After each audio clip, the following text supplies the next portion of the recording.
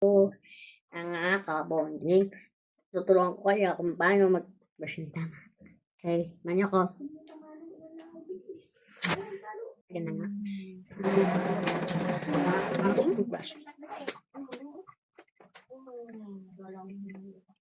Masakit dito yan. Dapat ko na yan.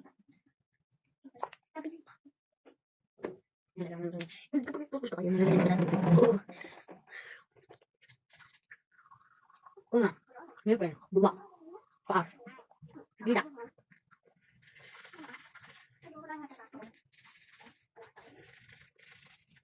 Pero ginagamit ko, isang anghang ng bata.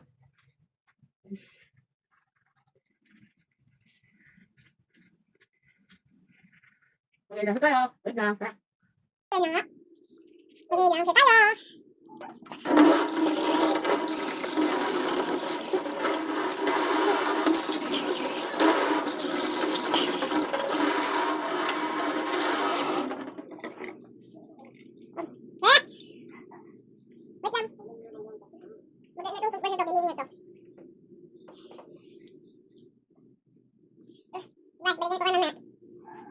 Ang linis na ng ngipin ko. Kumikinom ka ng Wow!